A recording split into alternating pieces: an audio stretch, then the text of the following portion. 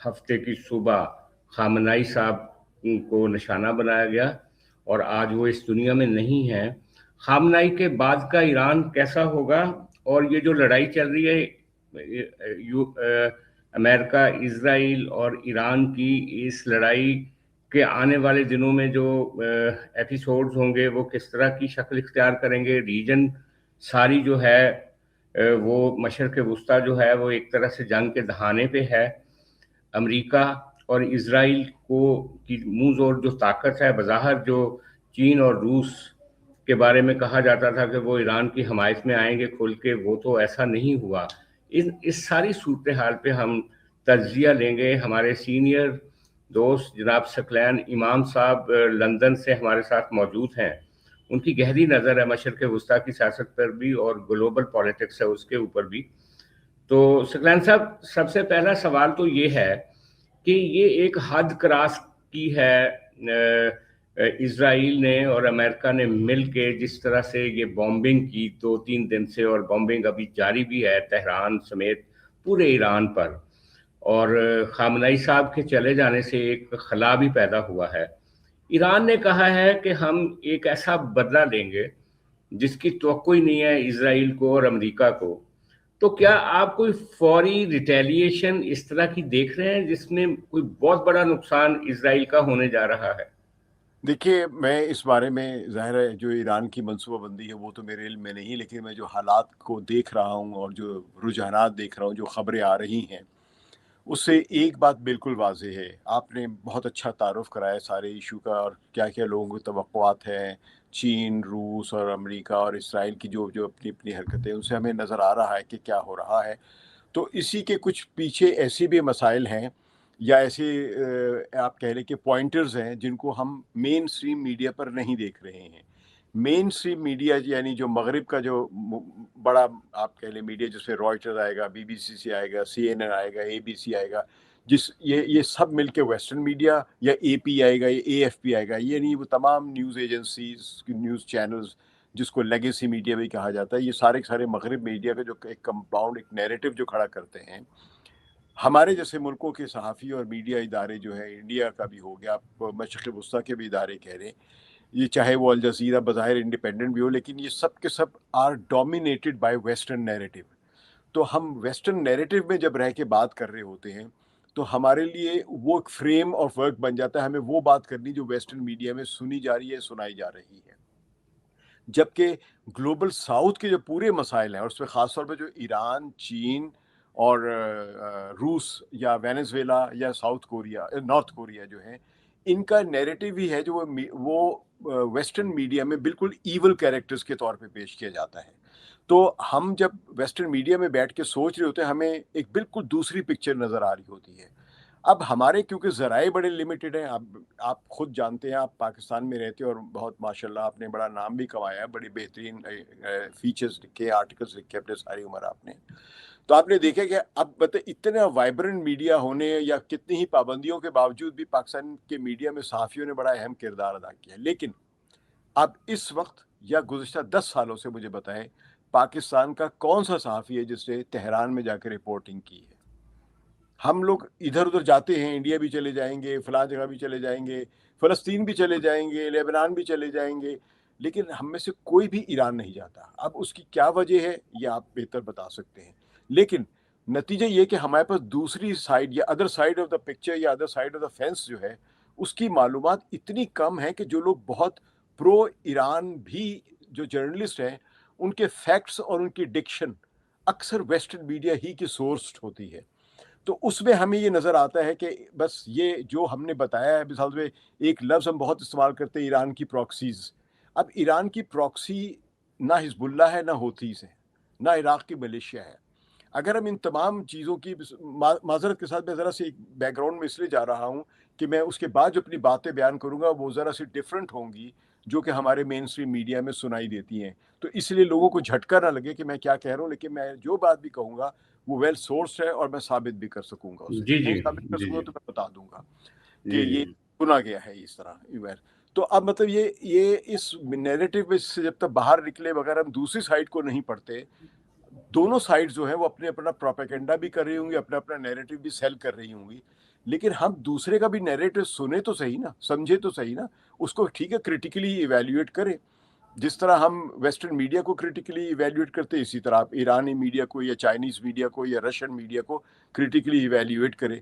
لیکن ہمیں وہ شکل دوسری سائڈ کی مل ہی نہیں. آپ دیکھیے اس وقت دنیا میں پریس ٹی وی بلاک ہوا ہوا ہے, آر ٹی بلاک ہوا ہوا ہے, چائنیز چینلز بہت سارے بلاک ہوئے ہوئے ہیں, ہر جگہ نہیں. پاکستان میں پھر بھی ایکسیس ہے, ہمیں مغرب میں نہیں ہے یہاں پہ, یہ جو میں نام لے رہا ہوں. اور پھر بہت سارے جو المنار کا چینل بند ہوا ہوا ہے اسی وجہ سے, جو تھے یہ ہوتھیوں کا چینل جو تھا المسیرہ یہ بند پڑا ہوا ہے. پھر بہت اچھے اچھے اس طرح کے دوسرے چینلز ہیں. تو اب کچھ عرصے کے لیے اور بھی چینلز بند ہوتے ہیں, کبھی کھل جاتے ہیں. تو اس سارے ماحول میں ہمیں مطلب یہ کہ دوسری سائڈ پتہ نہیں چلتی ہے. تو بہرحال میں نے جس طرح بھی میں انفارمیشن حاصل کرتا ہوں, اس پہ بہت سارے چینلز ہیں. سب سے اچھا چینل جو ہے سو وہ ٹیلی گرام کا, آپ ٹیلی گرام میں ڈھونڈیں, اس میں بہت ساری آپ کو وہ آوازیں اور وہ خبریں ملیں گی. باقی ہر صحافی کا اپنا کام ہوتا ہے کہ اس کو جو بھی خبر ملے اس کی تصدیق اپنی سطح پر یا اپنی عقل کے مطابق بھی کرے. ہم مطلب میں تو رائٹرز کی خبر کو بھی چیلنج کرتا ہوں, میں تو بی بی سی کی خبروں کو بھی چیلنج کرتا ہوں اگر مجھے شک ہوتا ہے, اور بعض اوقات میرے شک بالکل صحیح نکلتا ہے. مثال طور پہ رائٹرز نے خبر دی تھی کہ آیت اللہ خامنائی جو ہے وہ ایران سے باہر, تہران سے باہر کہیں محفوظ مقام پر چلے گئے ہیں. پھر ہمارے اور بھی میڈیا نے کہا تھا کہ جی وہ ایک اسرائیلی سورس سے پتہ چلا ہے کہ ایران کے بہت سارے لوگ جو روس جا رہے ہیں پناہ لینے. تو یہ سب غلط خبریں, یہ ایک بیان, یہ نیریٹو بلڈنگ. جی ایک انہوں نے اپنا نیریٹو بنایا تھا, لیکن ایگزیکٹلی آپ نے جو آپ ایک پیرالل میڈیا دیکھ رہے ہیں اور اس ریجن گلوبل ساؤتھ کے بارے میں جو آپ بات کر رہے ہیں, میں آپ کے ویلاگ دیکھتا رہتا ہوں, آپ کی ایک گہری نظر ہے. میں صرف یہ پوچھنا چاہتا ہوں کہ یہ جو اتنا بڑا ایک میں سمجھتا ہوں کہ ایک ہسٹوریکل بریچ ہوا ہے, اتنا بڑا معاملہ کہ خامنائی جو کہ ایک مرکزی رہنما تھا اس کو انہوں نے ہنٹ کر دیا. اس سے پہلے انہوں نے جیسے حماس کے لوگوں کو اور لبنان میں جو حزب اللہ تھی ان کے لوگوں کو جس طرح سے ہنٹ کیا, مین لیڈرشپ کو, لگ یہ رہا ہے کہ جو اسرائیل کی انٹیلیجنس ہے اور جو ان کا وار انجن ہے وہ فار بیٹر سپیریئر ہے اس ریجن میں جن کے ساتھ وہ لڑ رہے ہیں, اور امریکن ان کے ساتھ ہے. تو میں پوچھ رہا تھا کہ اس سارے منظر نامے میں اگر جو آپ سمجھتے ہیں کہ جو ایران کی استعداد ہے وہ اس وقت کچھ ایسی ریٹیلیشن کر سکتا ہے ایران جس کے نتیجے میں اسرائیل کو سمجھ آ جائے کہ اس جنگ کو جلدی ختم کرنا چاہیے. دیکھیے آپ نے جو بات کی ان کی مائٹ, ملٹری مائٹ کی اور ٹیکنالوجیکل مائٹ کی یا ایون فائنینشیل پاور کی, یہ بالکل 100% درست ہے. اور اگر آپ دیکھیں تو کل بجٹ اگر دیکھیں امریکہ ہی کا صرف, تو یعنی ایک صرف ڈیفنس بجٹ جس کو ہم کہتے ہیں وہ تو ان کا ہے 1 ٹریلین کے قریب, ٹھیک ہے.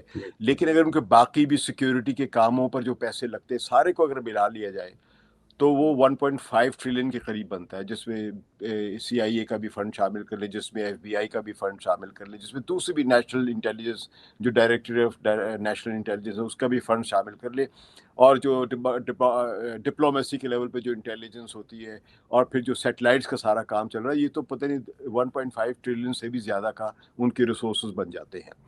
دوسری طرف اگر ایران کو دیکھیں تو ایران کا بجٹ تو اس طرح زیادہ سے زیادہ $8 بلین ہے, ٹھیک ہے, جو کہ آپ سمجھ لیں کہ 0.8% بنتا ہے امریکہ کے مقابلے میں. تو ایران کو آپ برابر کی سطح پر دیکھیں نا. ایران کی اصل طاقت یہ نہیں ہے کہ وہ اسرائیل یا امریکہ کے برابر ہے یا نہیں ہے. ہم پلین ٹو پلین کاؤنٹ نہیں کر سکتے, ہم ٹینک ٹو ٹینک کاؤنٹ نہیں کر سکتے, ہم میزائل ٹو میزائل کاؤنٹ نہیں کر سکتے ہیں.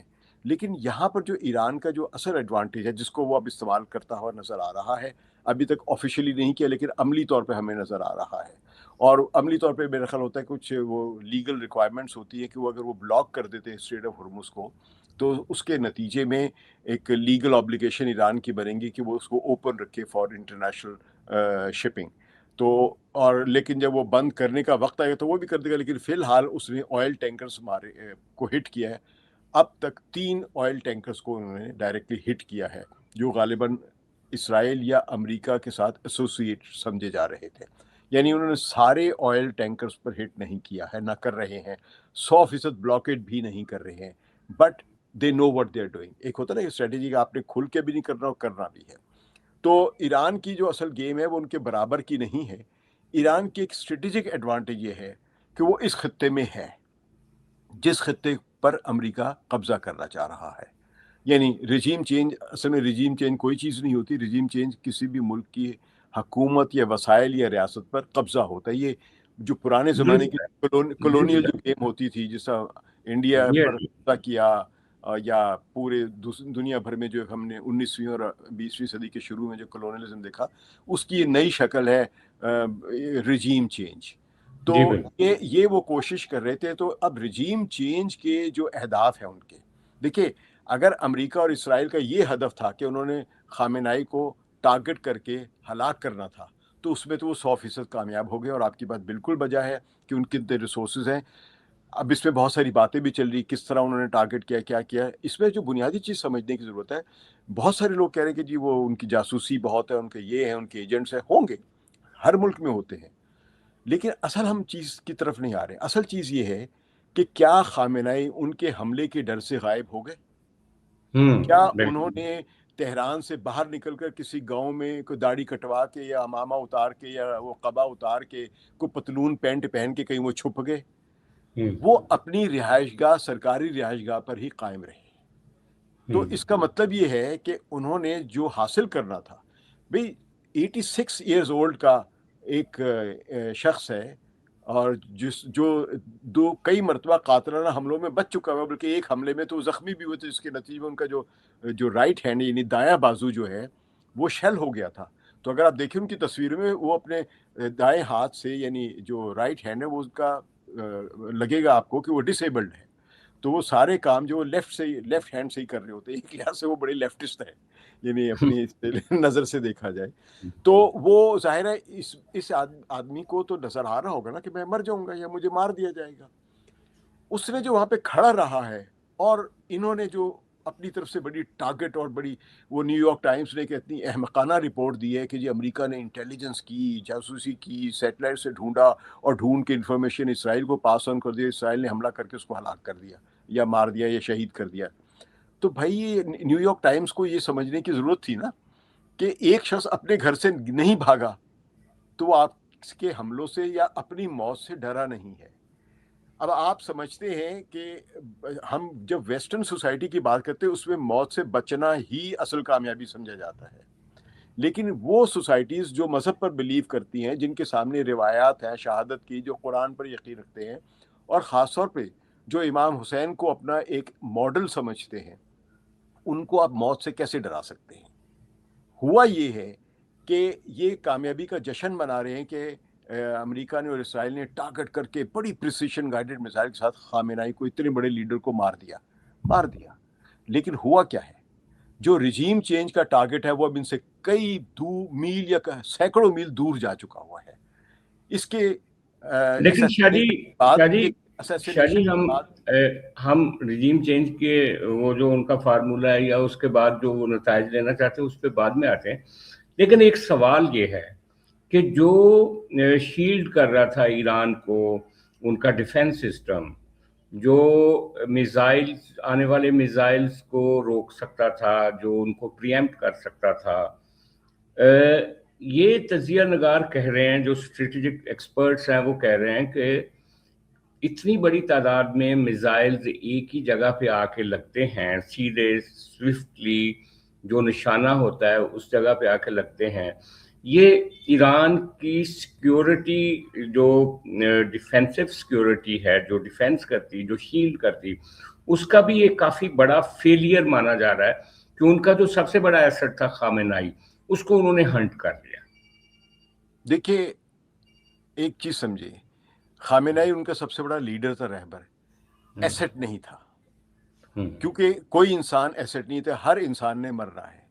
اور میں نہیں سمجھتا کہ 86 سال کے آدمی کو آپ ایسے ایسٹ کہیں کہ بس اس کے مرتے ہی یہ کولیپس کر گئے. لیکن وہ سمبل تو تھے ان کے اتحاد کی، ان کے ریولوشن کی سمبل تھے نا، ایک علامت تھے. ہاں آپ صحیح فرما رہے ہیں، وہ سمبل تھے. لیکن آپ انسانی زندگی میں ہر سمبل اگر وہ انسان کی صورت میں ہے تو اس نے مرنا ہے. اور میرے خیال میں انہوں نے جو زیادہ زندگی حاصل کر لی ہے مرنے کے بعد، تو ان کی تو بڑی کامیابی ہو گئی ہے.